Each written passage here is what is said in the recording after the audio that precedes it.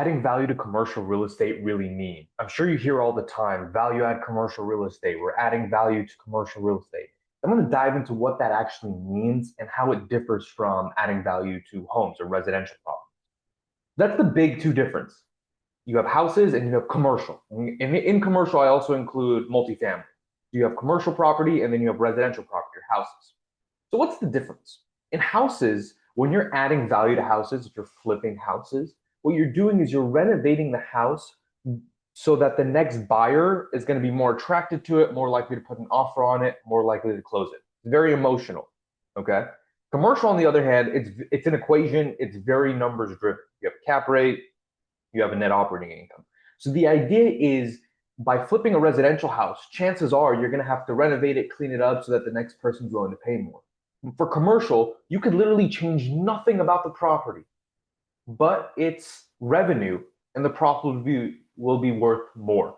I'll dive into some examples here. Okay. So the equation that drives all of commercial real estate is net operating income of the property. How much money is the property making after all expenses, except for mortgage, after all operating expenses, divided by the market cap rate. And that gives you the value of the property. Okay. So by adding value to commercial real estate, what we really mean is increasing the net operating income of the property. That matters so much more than any cosmetic additions you might do. Okay. Net operating income means we either need to decrease the expenses or we need to make the revenue greater by raising rents, maybe triple net reimbursements, means having the tenants pay for property taxes and insurance. So we need this net number from the property worth more. Even if the property looks exactly the same as it did before, but it's making more money, it's worth more.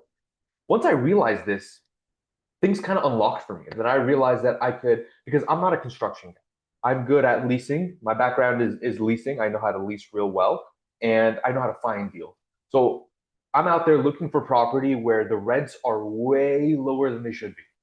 So, you have a building. Now, you don't want the building falling apart because in order to raise rents and release the building, you have to provide value to the tenants. Sometimes that means doing some renovations, but the renovations do not add value to the property directly. They add value to the property indirectly in that you're able to increase rents or, lease out vacancy at market rents. Okay. Now I'm going to dive into an example here of a property I actually did, a small little retail center. So this is Oliver Plaza, tiny little retail center in Wichita, Kansas. 3 units, I think it was like 5,000 square feet. So I bought it for 280,000. Okay, and I saw the value add because the rents were really, really, really low. This property had a net operating income of $22,400 per year, and the tenants were paying gross rents. Means a lot of the reason that NOI was 22,000 was because I might have been collecting 30,000, but then there was another 8,000 in expenses that brought it all the way down to 22,400. So I saw this property as an opportunity. Didn't need a lot of work, and when I say needing a lot of work, again, the work is not what adds value. The work, I clean the building up so that when I raise rent on tenants, number one, they're more likely to stay because they see I've improved the building. I clean up the signage, so they're likely to get more customers. And number two, if they do leave and don't take the rent increase, now I can release the building at market rents, and cleaning the building up makes it easier for me to lease. Again, renovations is an indirect value add to retail or to commercial compared to a direct value add when it comes to single family home. So what did I do with this building? I repainted the building. I redid the parking lot. Both of these was around 10 grand. And again, I don't want to go overboard because after I repainted the building and I re-slurried the parking lot, restriped it, did all that, then I went back to the tenants. I also painted the monument sign, and some of the tenants didn't have their signage on the monument sign. So I added the monument sign. The lighting for the monument sign also wasn't working. So the monument sign, you couldn't see it at night. So I cleaned the building up, took care of it, and I went back to the tenants. I was like, hey guys, I took care of the building. I hope you guys are getting more customers because now the customers can come at night. They see your signage.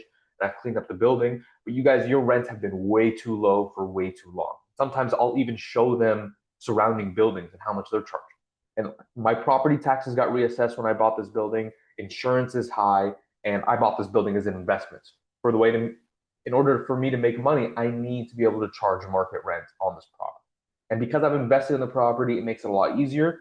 And if they leave, I can re-rent it because I've cleaned up the building. I should be able to re-rent it at market if I ran my numbers properly. Now, luckily, I increased some of the rents on some of the tenants, and I converted their leases to triple net, which means instead of, let's say someone's rent is $1,000 a month. If I convert their lease to triple net, they're no longer just paying 1,000. They're paying 1,000, let's say 1,300, because that 300 represents their share of property taxes, insurance, and common area maintenance. So on top of their base rent, there's another charge that includes the expenses I have for the building. So I increased some of their rents, but mostly what I did is I just converted them to triple net. So everyone, I added another charge onto their monthly charges that included property taxes, insurance, passing that expense off from the landlord to the tenant, which is very common in commercial. Okay, so I bought the building for 280. I stabilized it. I increased the net operating income to 42,000, and now the building was worth $400,000, and I exited at $400,000. And it took me 12 months because none of the tenants left. Honestly, it took me like 3 or 4 months to do this, but I wanted to wait to 12 because of the tax benefits of selling after 12 months. But within 3 or 4 months, I had pretty much signed new leases with all the tenants, raised their rent, mostly by adding triple net, not actually by raising their base rent, but I added an extra charge to them. So in 12 months, I raised the value of the asset from 280,000 to 400,000 by only adding 10 grand in there. And the reason I did it, I wasn't rushed to sell is because I was cash flowing. I was cash flowing all the way. So a couple $100 a month, it's a small property. But I was cash flowing a couple $100 a month. I waited to the 12-month mark. Once I got to like 10 months of owning the property, I put it on the market because I knew by the time I closed, it would have been past the 12-month period. And we actually had to push closing because I closed in 12 months and 4 days because we were actually about to close before the 12-month period. So I told them we need to extend escrow for another 4 days. But that's the power. And honestly, I spent very little time on this property. The time I spent was obviously buying it, due diligence, finding the deal. Obviously, that took some work. Once you get the property in the contract, you got to do your due diligence, make sure you're right about what rents are, what market rents are, make sure you've cleaned up the property. And then obviously you got to clean it up, and then you got to have those conversations with the tenants. I might have spent, 40, 50 hours on this property over the lifetime of this deal for, after I spent the 10-ish grand on the property and let's say some closing costs. I made at least 100 grand on this deal in 40, 50 hours worth of work. So these deals are out there. You're adding value because construction, there's so much that can go wrong with residential flips because you like construction, you're relying on the contractor, you're relying on the lender to give you draws if you're doing a construction loan, and you're relying on the market when you sell. This was cash flowing, so even if it didn't sell and there was market, Wichita's a smaller market, so there's not a lot of liquidity.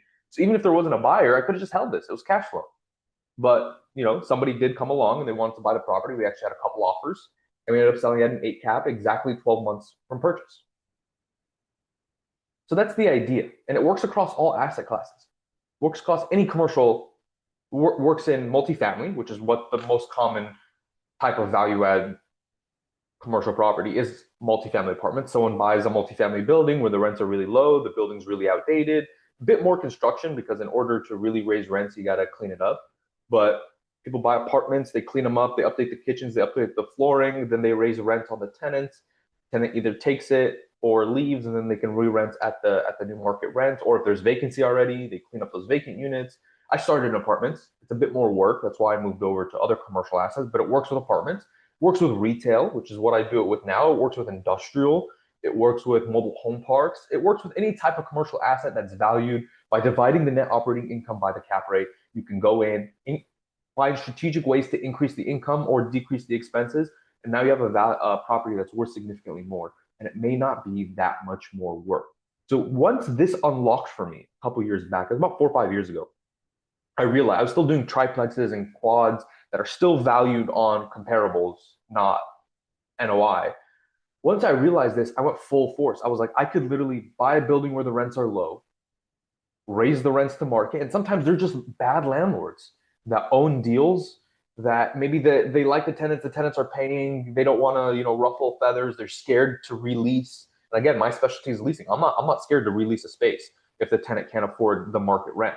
So I'll go in, I'll purchase these buildings that are rents are 30% of market, half of market rent. And I'll go in, I'll clean the building up. A lot of times the roof is falling apart, but because the landlord isn't collecting enough rent, they can't go fix the necessary items in the building. So what I'll do is I'll come in, I'll fix the roof, fix the parking lot, go in, tell the tenants, hey, this is your new rent. Let me know if you plan on leaving or if you can take it. Sometimes we'll work with them. We'll give them a year of cheaper rent, and then we'll raise the rent to market. We can be flexible with them. But the point is that they have to pay what the neighbors are paying. It's not fair that they get a discount, and that's the reason the building's falling apart. A lot of times you look at these apartment buildings and oh, evil landlord coming in and raising rents. The building's falling apart. The tenants don't have heat. There's water damage everywhere. There's mold. Do you know why it's like that? Because the landlord's not collecting enough rent to take care of the building. So some people become slumlords because they literally can't afford to clean the building up because they're not collecting enough rent. And those are people I love buying from. I'm going to be a good landlord and I'm going to keep the place clean and safe, whether it's apartment building, retail building, industrial building. I'm going to make sure that the space is good and that I'm going to do whatever I can to maximize your sales. But you have to pay market rent. And that's it. Those are the landlords I love buying from, which kind of gets us to the next opportunity. So how do you find these deals? Do you want to find deals in which either A, there's a lot of vacancy because vacant units aren't contributing to the net operating income. They're not collecting income from it. So you want vacancy or you want rents that are really, really low. And then you go in, you do the minimum needed in order to raise the rents to market. Again, cleaning the building up doesn't directly add value to the asset. It indirectly adds value to the asset in that you can use that to increase the net operating income. But yeah, clean the building up, lease it out, or raise the rent on the existing tenants. If they leave, release it. But you're gonna have to put some money into it, cleaning the building up so you can justify the rent increases. And just like that, you're gonna increase your net operating income, and now the building is worth significantly more. Once you understand the NOI cap rate calculation, it's impossible to not see value add commercial as if you do it right and you're good at finding deals, it can literally be a way for you to print money. You're able to find the right opportunities, really low hanging fruits.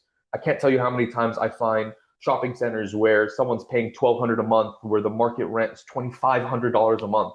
But you got to go in, paint the building, add a monument sign. Bigger projects, they may require more construction in order for you to truly achieve market rents. But these deals are out there, and there's less people looking at them too. Everyone wants to flip houses, or even apartments too. Apartments is probably the more saturated commercial asset. Everyone's looking at value add multifamily.